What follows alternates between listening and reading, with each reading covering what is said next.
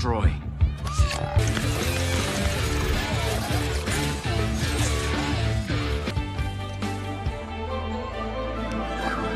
Yo Perviner, seperti yang ada di thumbnail video, kali ini kita bakal ceritain tentang pria kecil jenius yang mampu membuat beberapa jenis robot canggih di usia yang cukup muda. Dengan judul filmnya adalah Big Hero 6. Film ini merupakan animasi yang memenangkan penghargaan Oscar 2014, yang mana mengadaptasi karakter Marvel Comics. Nah, tanpa banyak basa-basi, simetriskan posisi rebahan kalian dan mari kita langsung ke ceritanya.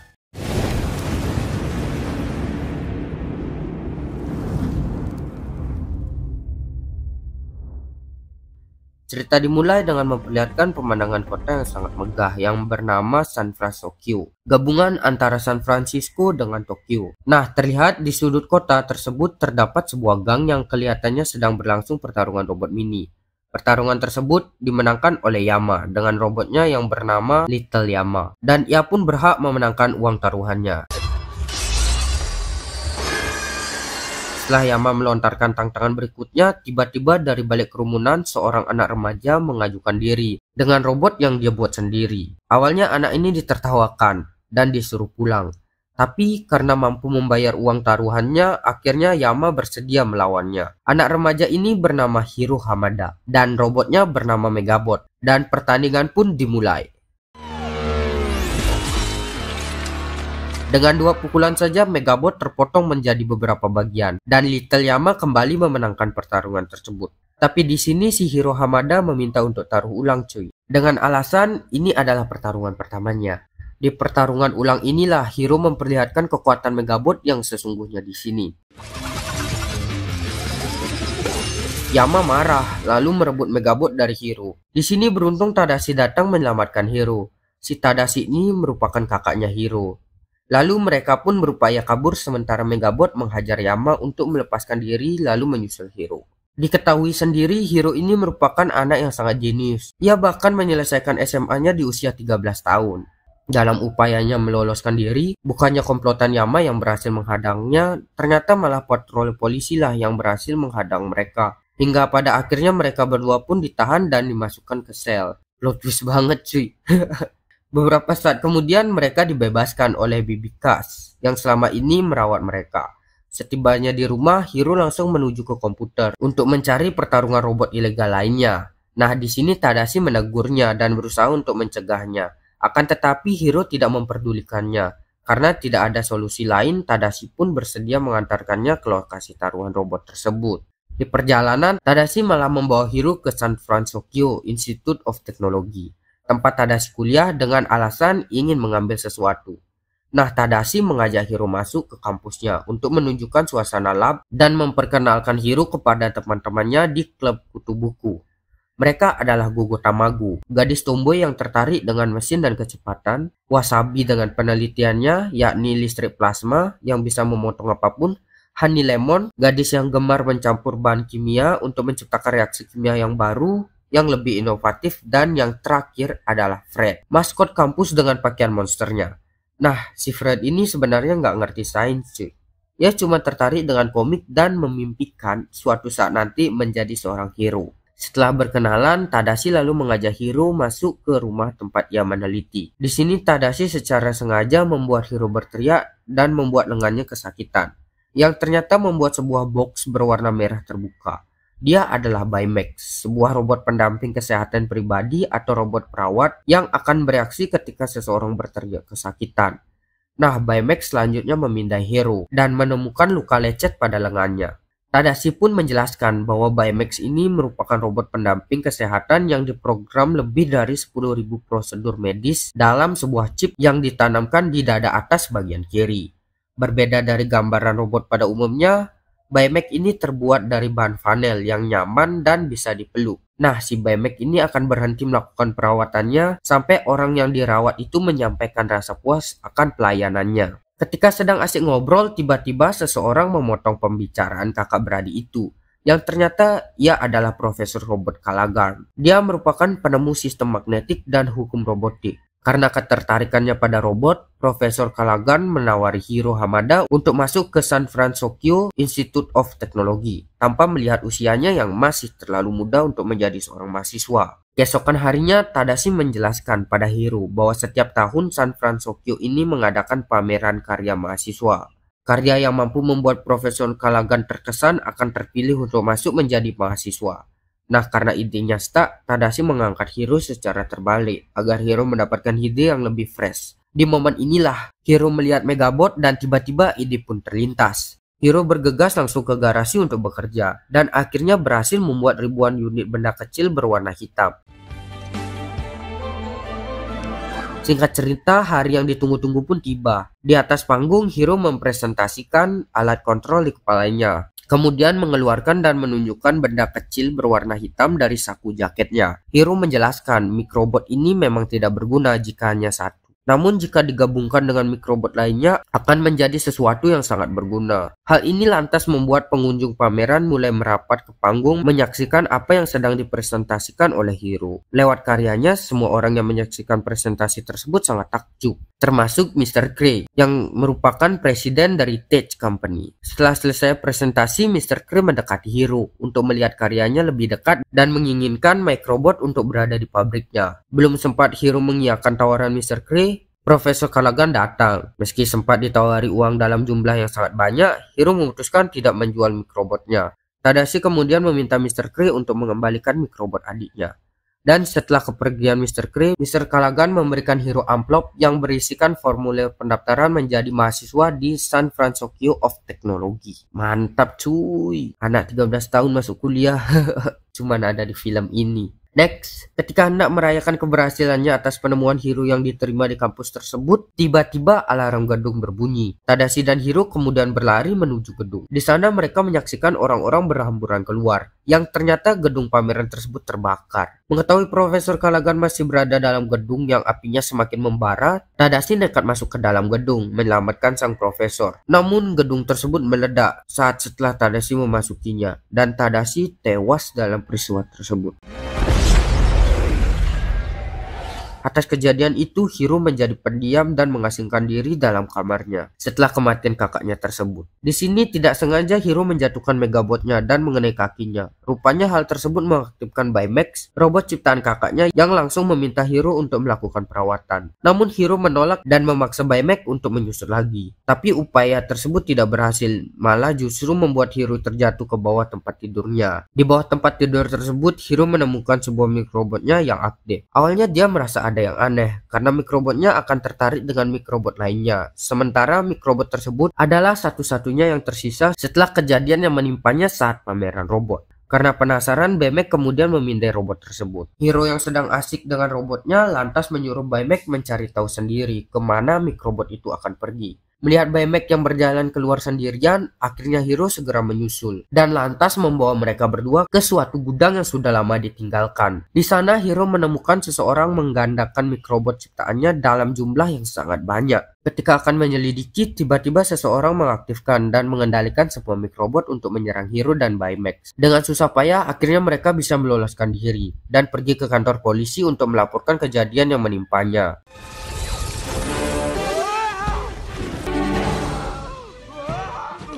Polisi tidak yakin atas laporan tentang dirinya yang diserang oleh sosok misterius bertopeng dan meminta Hiro untuk menuliskan nomor telepon orang tuanya agar bisa menelponnya untuk menjemput mereka. Di saat itulah Hiro dan Baymax menghilang dari hadapan polisi. Di kamarnya ketika Baymax dimasukin ke box untuk dicas, tiba-tiba Baymax memanggil nama Tadashi yang membuat Hiro kaget dan terbangun. Kemudian saat melihat mikrobotnya, Hiro pun tiba-tiba berasumsi bahwa kebakaran yang menyebabkan Tadashi meninggal sepertinya bukanlah sebuah kecelakaan murni. Ia pun berakhirnya memutuskan untuk menangkap pria bertopeng tersebut. Nah, di sini Hiro kemudian membuat kostum berbahan serat karbon untuk Baymax dan memasangkan chip petarung di tubuhnya yang telah dia download. Karena merasa Baymax sudah siap setelah beberapa kali melakukan training, singkatnya mereka pun keluar menuju gudang tua yang pernah mereka datangi di siang hari.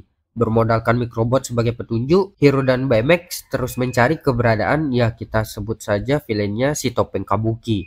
Dan tanpa mereka sadari, ternyata ada sebuah mobil mengikuti mereka. Kemudian muncul bayangan dari dalam laut, dan dengan jelas terlihat si topeng kabuki yang membawa sebuah benda berlambangkan burung walet. Di saat Baymax akan beraksi, tiba-tiba Hiro dikejutkan dengan kehadiran teman-temannya yang ternyata telah mengikutinya dari tadi. Si topeng Kabuki kemudian muncul memegang sebuah peti kemas yang langsung membuat Hiro dan teman-temannya kaget bukan main. Hiro pun menyuruh teman-temannya untuk pergi dan setelah itu meminta Baimek untuk menangkap si topeng Kabuki. Namun apa yang Hiro harapkan ternyata tidak sesuai dengan kenyataan. Baimek malah muncul dengan cara melayang dari langit. Mereka semua pun memutuskan untuk melarikan diri. Si topeng Kabuki terus saja mengikuti mereka. Lalu tiba-tiba Wasabi menghentikan mobilnya tanpa alasan. Kekesalan mereka pun tidak terbendung lagi ketika Wasabi menyalakan lampu sen. Gogo lantas mengambil alih kemudi karena kesal dengan Wasabi yang terlalu taat aturan berkendara di saat ganti-ganting seperti ini. Setelah terjebak dari kepungan mikrobot, akhirnya mereka berhasil lolos. Namun naasnya mereka tercebur ke dalam laut. Dan sekali lagi Baimek si robot pelindung ini segera menolong mereka dan menariknya ke atas. Dalam keadaan basah kuyup dan kedinginan, keenam sahabat ini akhirnya tiba di rumah Fred. Hiro kemudian memperlihatkan gambar burung walet yang dia lihat sebelumnya kepada teman-temannya dan bertanya apa ada yang mengetahui lambang tersebut. Fred lantas berteori bahwa Tuan Kree adalah si topeng Kabuki karena selama ini dialah yang paling terobsesi dengan mikrobotnya. Tapi di sini Hiro masih tidak yakin. Lalu di saat mereka semua kebingungan, Baimek lantas berkata bahwa orang tersebut memiliki golongan darah AB. Hiro kemudian punya ide untuk nge-upgrade semua teman-temannya dengan cara membuatkan kostum superhero dan senjata mereka masing-masing. Di sini Honey Lemon dibuatkan senjata berupa bola-bola yang berisikan bahan kimia, Gogo dengan roda cakramnya, kemudian Wasabi dengan pisau plasma, dan Fred dengan kostum monsternya yang elastis serta bisa menyemburkan api. Wih, mantap. Di sini Hiro juga memperkenalkan Baymax versi 2 dengan senjata berupa tinju roket yang bisa kembali. Udah kayak bumerang aja cuy. Untuk membuat teman-temannya tambah takjub, Baimek pun mengeluarkan sayapnya. Lalu Hiro naik ke belakang Baimek dan memintanya untuk terbang. Dan mereka pun meluncur.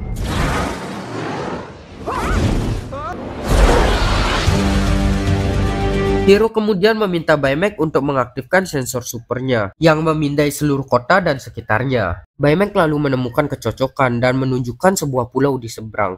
Hiro dan teman-temannya pun memutuskan untuk berangkat menuju pulau tersebut dan mendarat di sebuah lokasi gedung yang disegel oleh pemerintah. Karena kaget, tiba-tiba mereka berteriak dan mengeluarkan semua senjata mereka. Tapi ternyata itu hanyalah seekor burung merpati. Loh, bener sih. Mereka akhirnya masuk ke dalam sebuah lab yang kelihatannya sudah tidak terpakai lagi. Namun karena akibat konstruksi bangunan tersebut, sensor Baimek tidak berfungsi dengan baik. Nah, di dalam sebuah ruangan kontrol, Hiro membuka monitor yang ternyata monitor tersebut berisi beberapa video yang memperlihatkan Tuan Kree memperkenalkan proyeknya yang bernama Silent Sparrow kepada seorang jenderal dan beberapa orang lainnya. Video ini ternyata adalah rekaman proyek percobaan teleportasi gagal yang menyebabkan seorang pilot wanita bernama Abigail tewas akibat dari kecerobohan Tuan Kree sendiri, yang tetap bersikeras melanjutkan percobaannya dan tidak memberitahukan ketidakstabilan energi di mesin teleportasinya. Akibat kecelakaan tersebut, pulau dan laboratorium pun ditutup oleh pemerintah. Kemudian tak lama setelahnya dari arah belakang si topeng Kabuki muncul dan menyerang mereka. Hiro lalu meminta teman-temannya mengambil pemancar pengendali mikrobot di balik topeng Kabuki. Upaya keras mereka pun membuahkan hasil yang manis. Topeng Kabuki pun terhempas dan membuat topengnya terjatuh.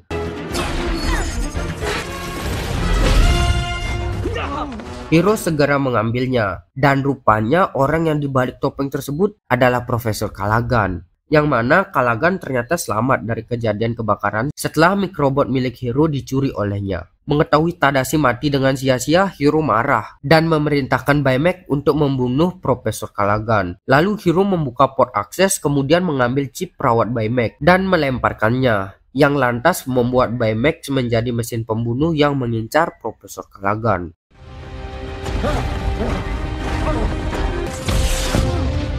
Di sini teman-teman Hiro segera mencegah Baimek, namun berkali-kali gagal. Dan pada akhirnya Honey Lemon memasukkan kembali chip perawatan Baimek, yang lantas membuatnya kembali ke mode santai.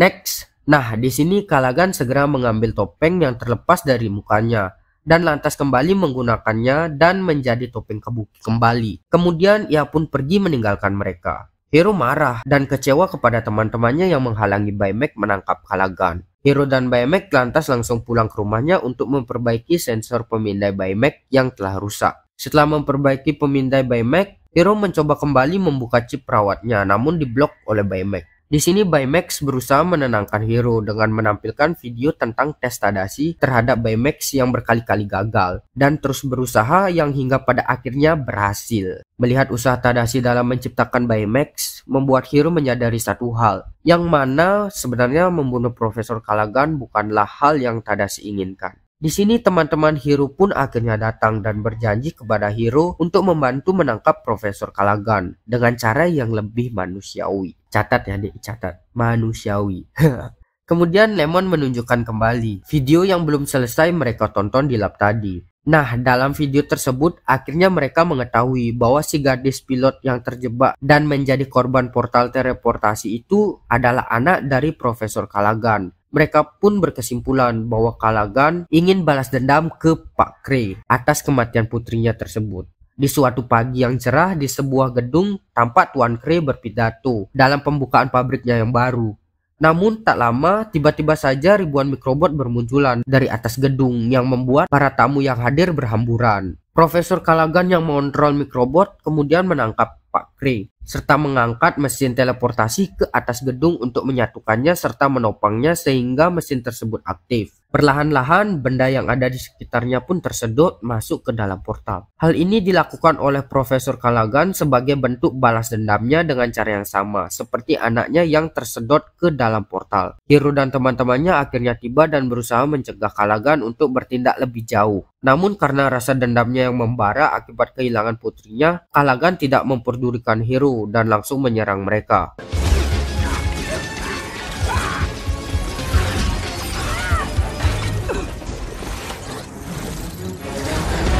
Nah, setelah melalui pertarungan yang cukup melelahkan, Hiro menemukan cara untuk mengalahkan Profesor Kalagan, yaitu dengan membiarkan semua mikrobot tersedot masuk ke dalam portal. Lemon akhirnya melemparkan bola kimianya dan Fred menyemburkan api sehingga menimbulkan asap yang banyak yang membuat penglihatan Kalagan terbatas. Yang mana karena hal itu membuat Profesor Kalagan tidak menyadari bahwa teman-teman Hiro sedang menghancurkan mikrobot dari akar-akarnya. Agar semuanya bisa terhisap masuk ke dalam portal, Baymax kemudian mengambil topeng Kabuki dan menghancurkannya, yang membuat semua mikrobot tidak bisa dikendalikan lagi.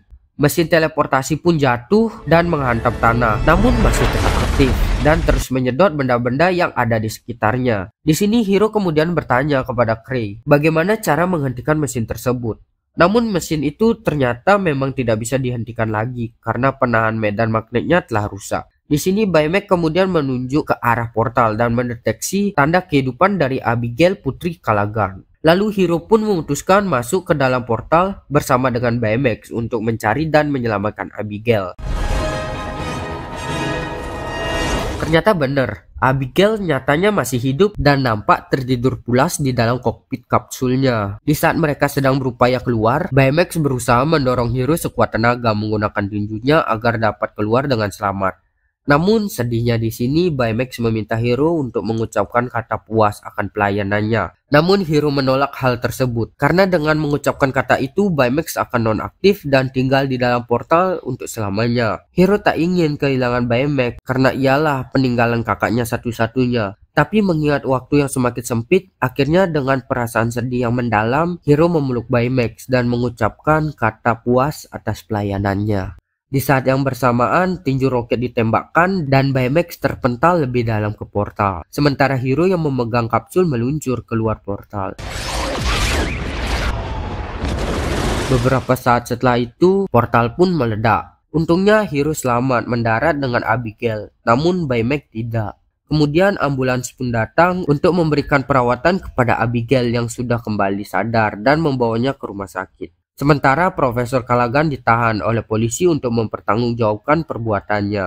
Karena aksi heroik mereka, Hiro dan teman-temannya menjadi siaran berita utama di TV.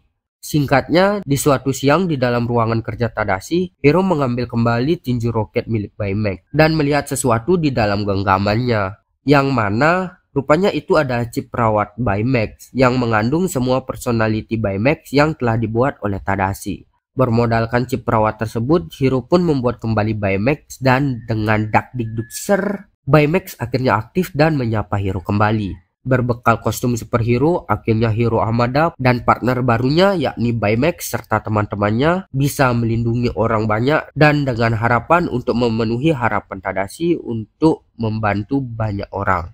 Tamat. Itu tadi alur cerita film Big Hero 6. Setelah menyaksikan filmnya, bagaimana nih perasaan kalian para barudakers? Kebawa masuk ke dalam alur filmnya nggak? Kalau gue sendiri sih kebawa banget sama alur filmnya. Soalnya nih film ringan dan juga seru.